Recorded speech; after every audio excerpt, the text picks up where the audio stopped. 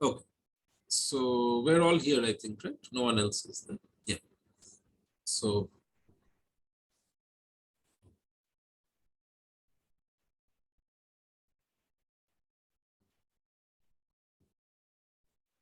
yeah. So what you do is you have your vector fields, k vector fields in Rn, right, near a point x in V, and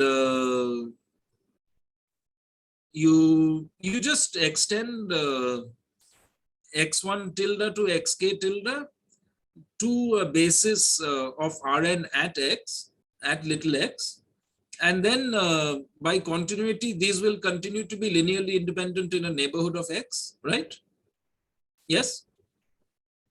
Yes, yes. Yes, sir. So Yes. this is the Yes, sir. determinant of the matrix with columns x1 tilde up to xn tilde. That determinant should be non-zero. So the determinant is non-zero at x. So by continuity, the determinant is non-zero in a neighborhood of x, right? So these will continue to be linearly independent in a neighborhood of x. And then you apply Gram-Schmidt at all points in a neighborhood of x, right?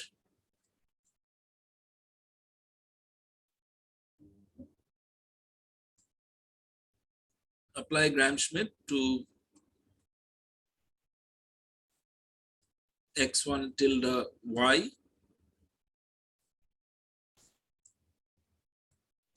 xn tilde y, for all y near x with respect to g of y. This is the inner product at y, right? Yes. Yes, sir. Yes. So to get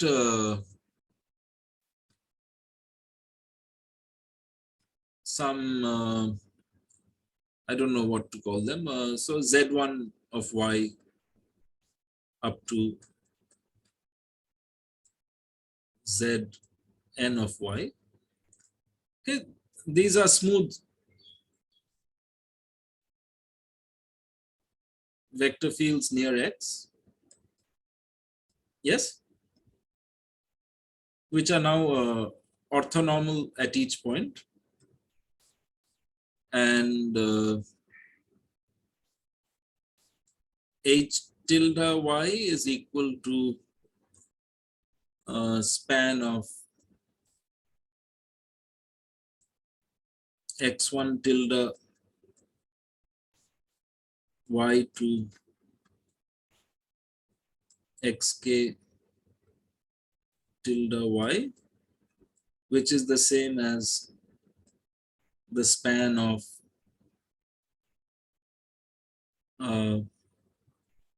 z1 y to zky,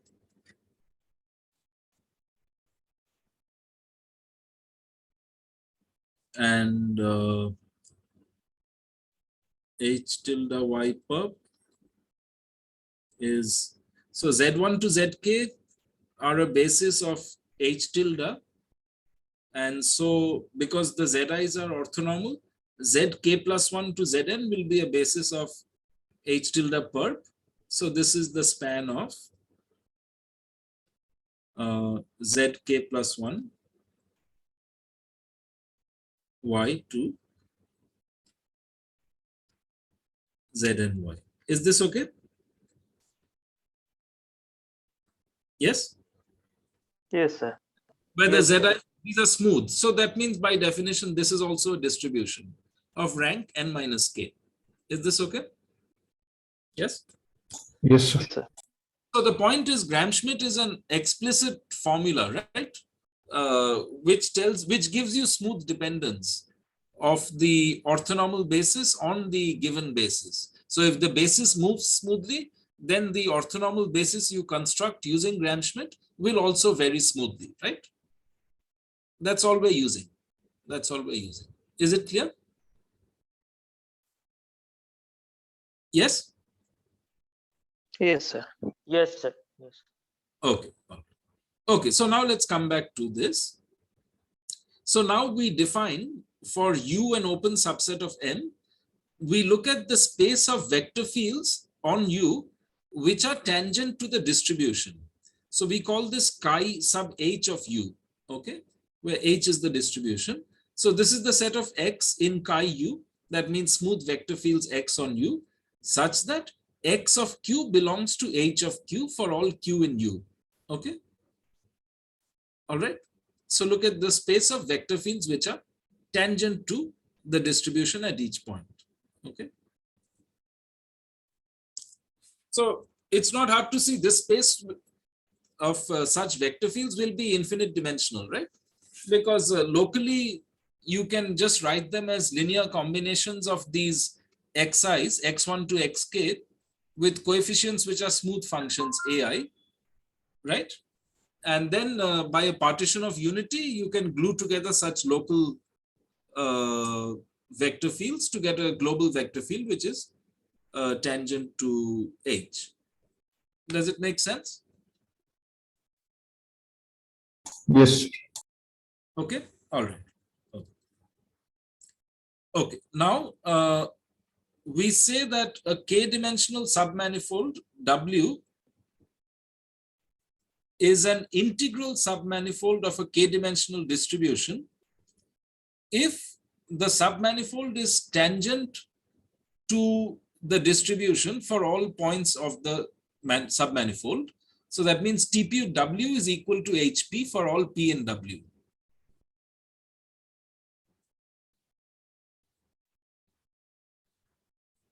Okay, so so I should have said this is one example of a distribution called an integrable distribution.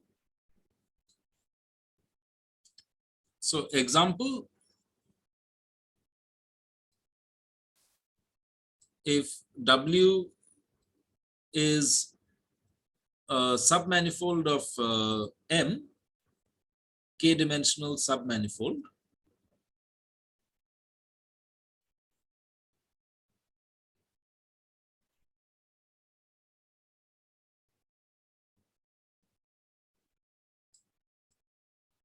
then H, P you can define to be TPW, right? In TPM, this is a rank K distribution.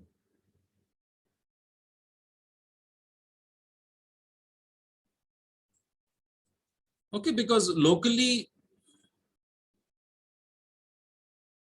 W I can write as in coordinates, it's the set where the last n minus k coordinates are 0, let's say. Yes, because it's a submanifold. So I can write it like this locally. Yes? Yes. So then what will the tangent space to W be? So TPW will be spanned by Del del xy up to 1 to k. right. It will be spanned by del del x1 up to del del xk. So it's a distribution. These are smooth vector fields locally. So it's a distribution. Is this clear? Yes, sir. So such a distribution is called integrable.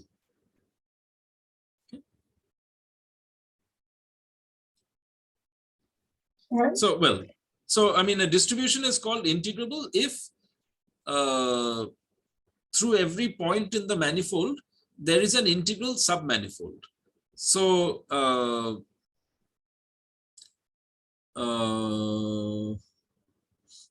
so let me give you an example. So,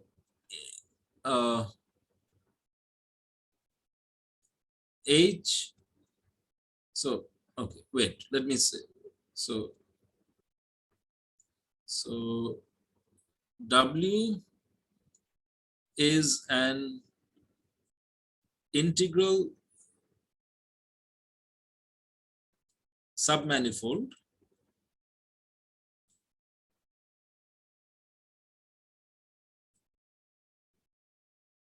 of H if for all P in W, TPW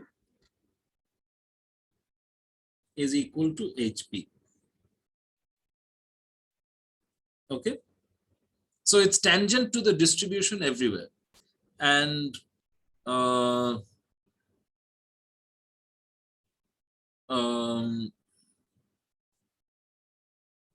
H, a distribution is integrable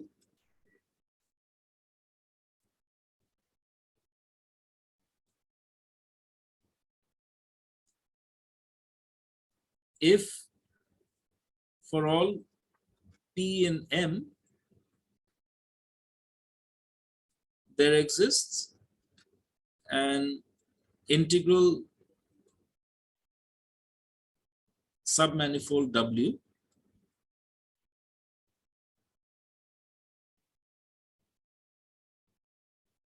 of H such that P belongs to W. So every point is contained inside an integral submanifold.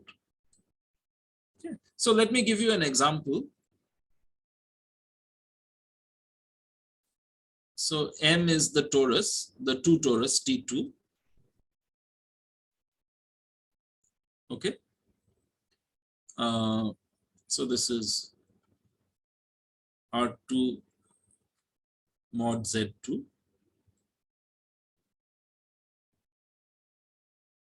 Okay. And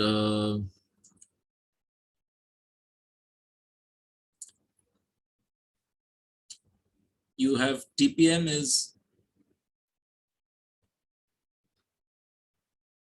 there are global vector fields on the torus, right? So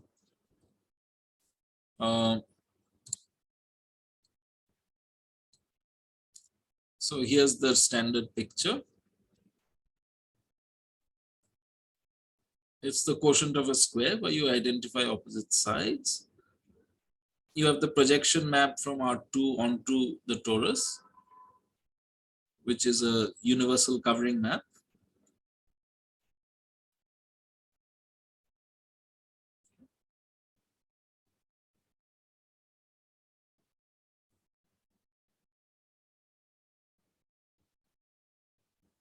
So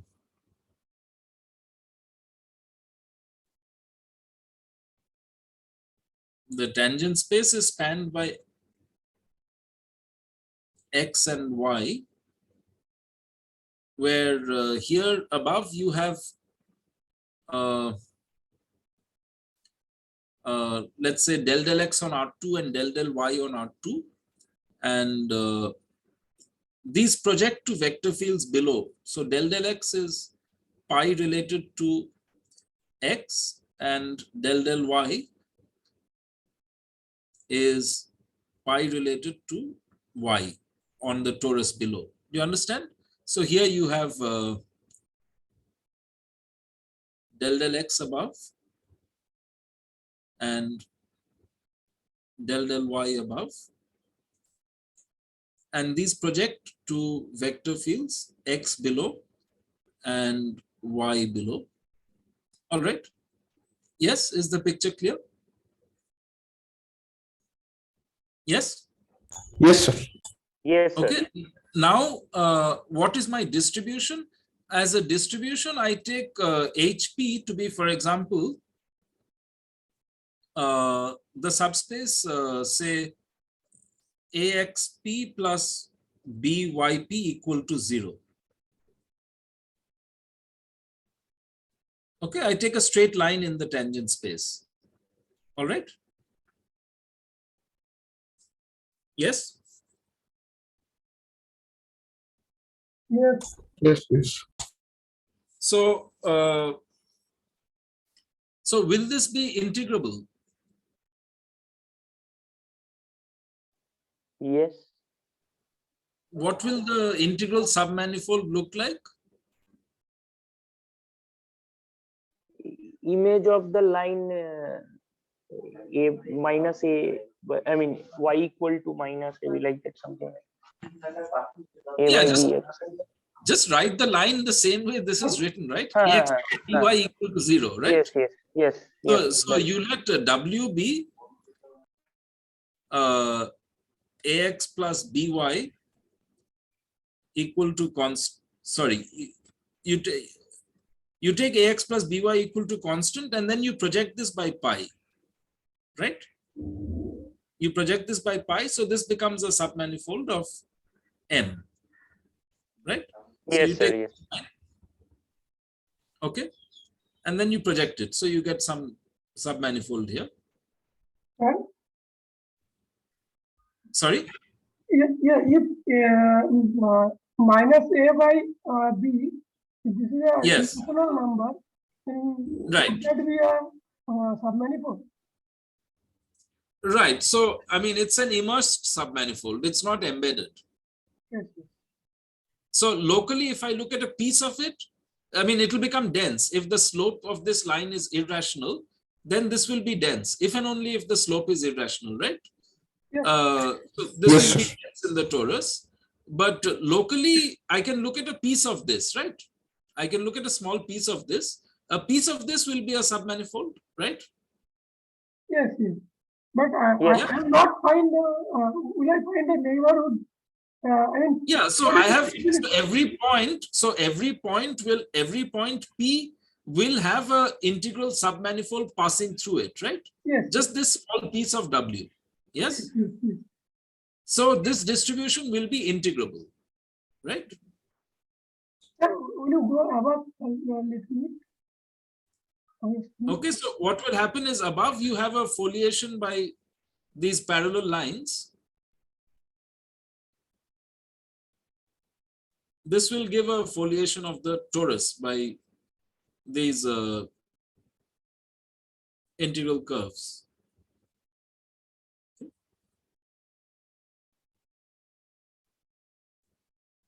Yes? Yes.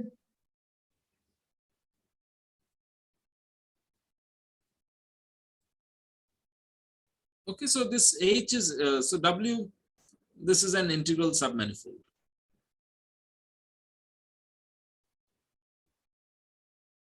Well, maybe I should say locally. Okay, being a integral submanifold is a local condition. I mean, is locally an integral submanifold. Sir, what is the foliation? I don't want to get into that. It's what you see in this picture, okay? I don't want to go into that. It's what you see in this picture. Okay. Sir, can you go above a little bit?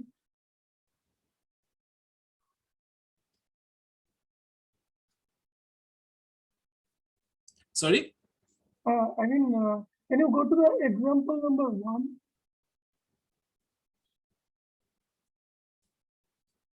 You want me to go up? Yes, yes. Okay.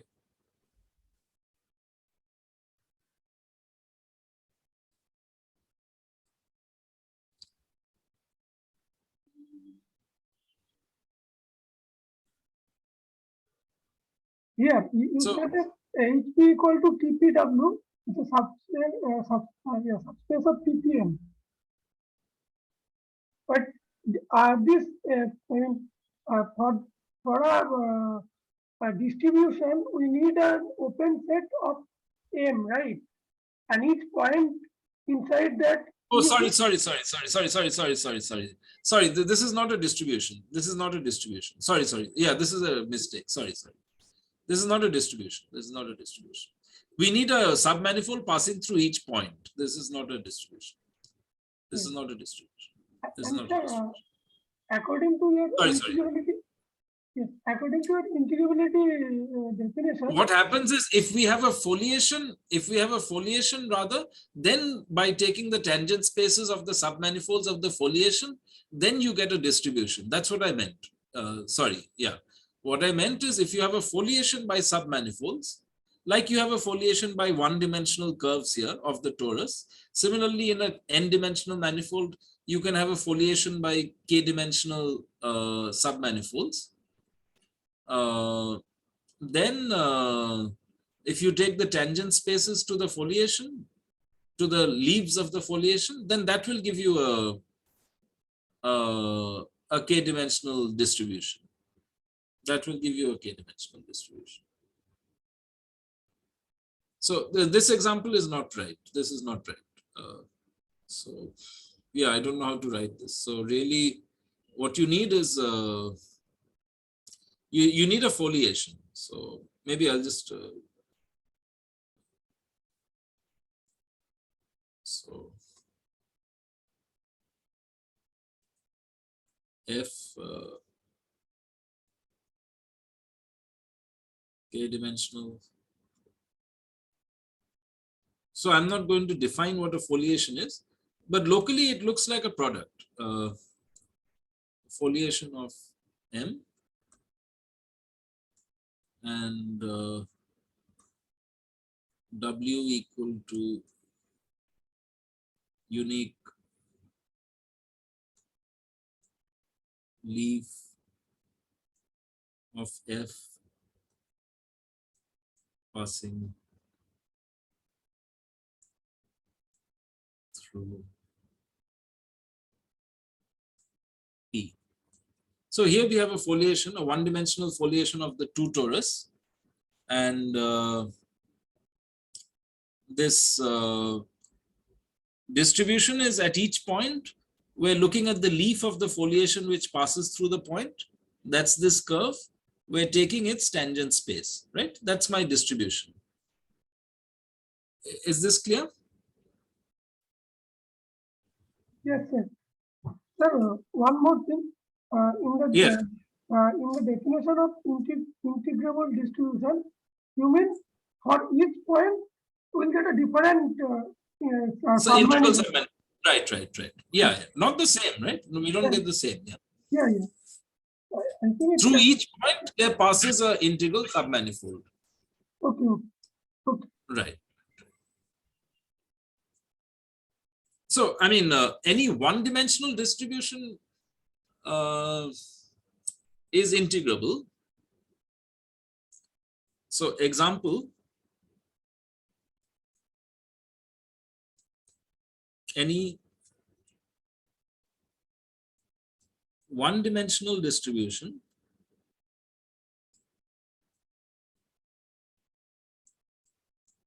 is integrable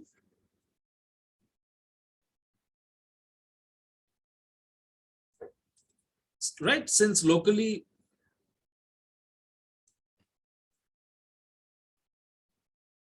H is equal to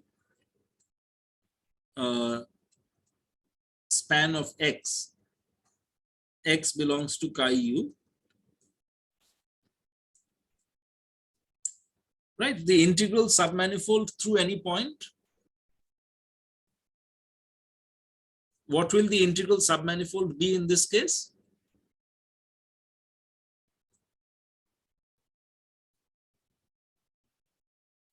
W of H through P. What will the integral submanifold be? If locally it's the span of a vector field X, then what will be? Given by the integral curve. It will be the integral curve, right? It will just be the integral curve. It will be the integral curve of X. Hello? Yes. Yep, the way you have defined the integrable submanifold or the integrable distribution, I guess every distribution, isn't it going to be an integrable one? Every distribution isn't it going to be integrable? No, absolutely not.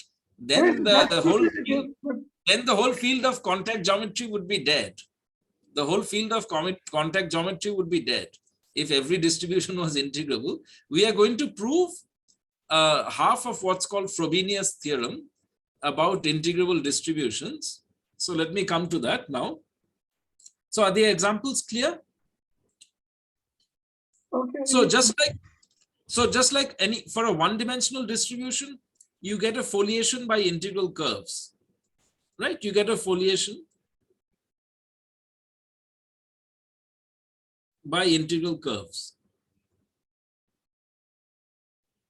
That means, you know, through every point there's an integral curve, and two integral curves are either the same or disjoint, right? They can't cross.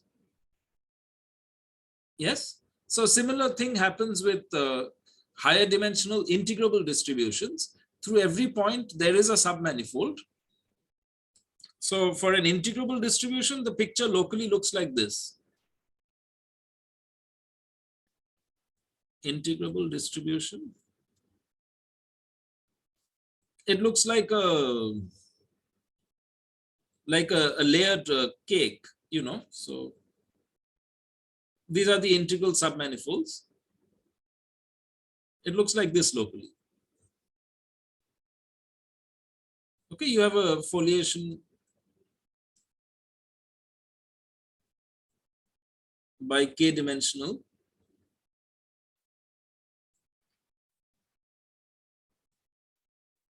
integral submanifolds.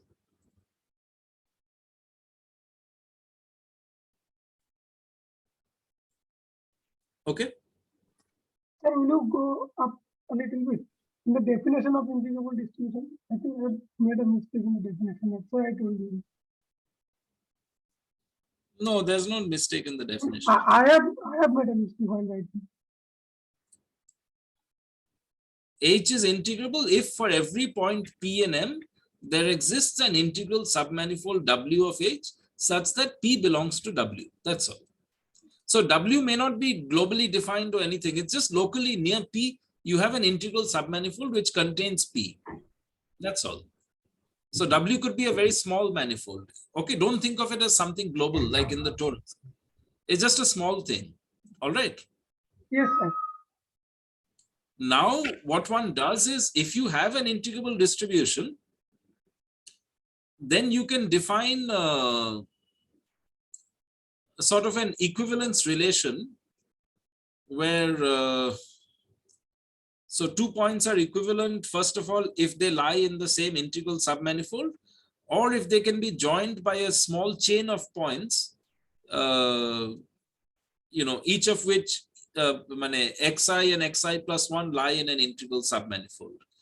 And then you take the equivalence classes. The equivalence classes are sort of maximal integral submanifolds. Yes. They can't be extended any further. They're like maximal integral curves of a vector field. And those will be immersed submanifolds. They won't be embedded. Those will be immersed submanifolds. And then the whole manifold is foliated by these maximal integral submanifolds. Okay, that's what happens in general for an integrable distribution. Okay. Yes, sir. Yes. Yeah. So let me tell you what the Frobenius theorem says. So the Frobenius theorem says that a distribution H is integrable if and only if I take two vector fields X and for any two vector fields which are tangent to H on M, their bracket is also tangent to H. Okay, so the bracket of vector fields tangent to H is tangent to H. So in a sense, H is closed under brackets. H is closed under brackets, Lie brackets. Okay, H will be integrable if and only if this happens. All right.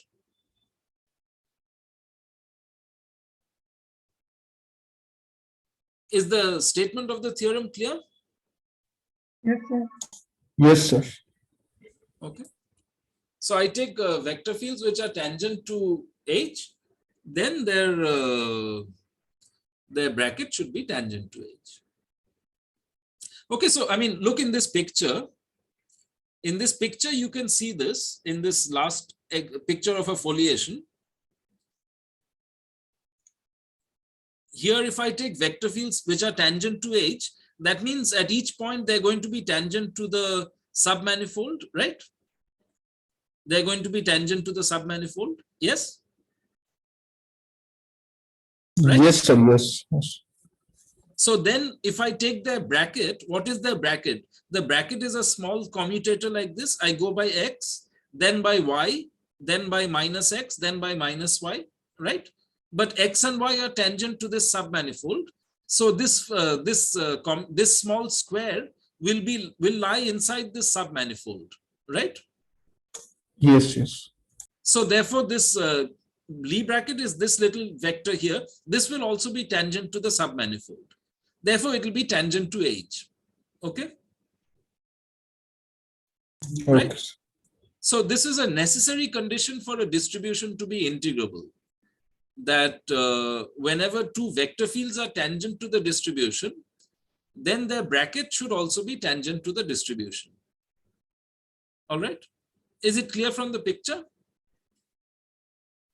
Yes, sir. The necessary part is clear from the picture.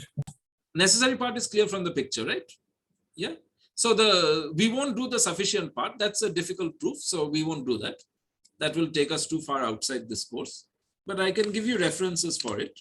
It's in Varadarajan's book on Lie groups and Lie algebras. You can look in there. It's done there, for example. So we'll just do the necessary part of this. Okay. So we only prove the forward implication that if H is integrable, then the distribution is closed under Lie brackets. Okay.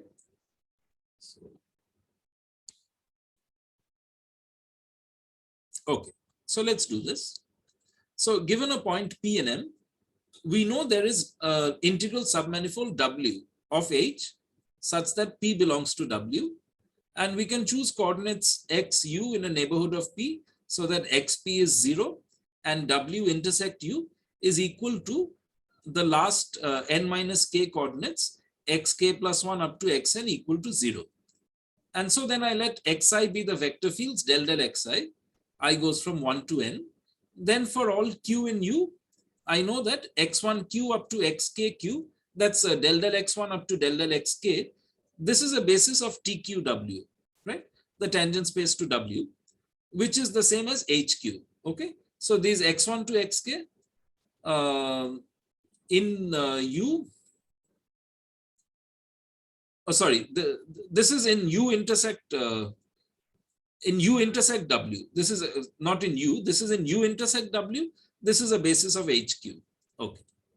Now I take two vector fields x and y on u, which are tangent to m. I have to see that the bracket is tangent to h. Sorry. I take x and y which are tangent to h, and I have to see that bracket is tangent to h. So I write x as a linear combination of the del del xi's, summation ai xi, and y also as a linear combination, summation bj xj. Then I have to look at the bracket of x and y at the point P. Okay. So the bracket is bilinear. So this becomes the sum over ij, bracket of ai xi and bj xj, right? Now, what is this bracket? So this is a little calculation. If I have two vector fields, x and y,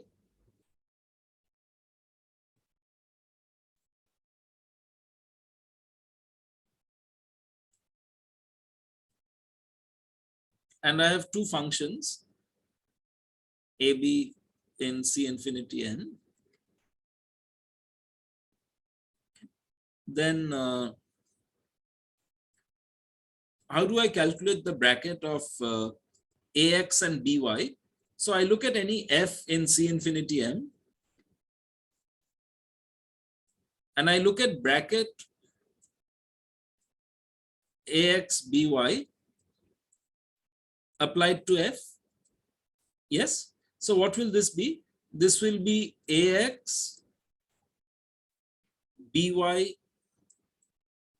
applied to f minus by ax applied to f, right? Yes. by Yes, definition sir. of bracket. So what is by applied to f? This is byf, right? So this is a times x of b times yf minus b times y of axf. So now I use the Leibniz rule, x and y are derivations. So this will become a times xbyf plus bxyf, right? Minus b times ya xf minus a times yxf. Okay, so what will I get? I'll get a xb y applied to f. So I'll get axby minus b ya x plus ab into xy minus yx, which is the Lie bracket of xy. So I'll get AB times plus ab times bracket xy. So this whole thing into f. Is this clear? Okay. So this is how you calculate the Lie bracket of ax and by. So I'm using this formula here. All right. Okay. So this bracket of ai xi and bj xj will be ai xi bj into xj minus bj xj ai into xi plus ai bj bracket xi xj. Okay. Fine. Now the xi's are del del xi's. So the brackets of the del del xi's are 0, right? Yes. Yes, sir. Yes. That's by equality of mixed partial derivatives, right? What is xi xj minus xj xi? It's del squared del xi del xj minus del squared del xi del xj, right? So the bracket of xi xj is 0. So this vanishes. Now I have these two terms. Okay. Now the point is, this is a sum. I goes from 1 to n, j goes from 1 to n. But actually this is going to become a sum from 1 to k. I and j go from 1 to k. So why is that? So let's look at this. So first of all,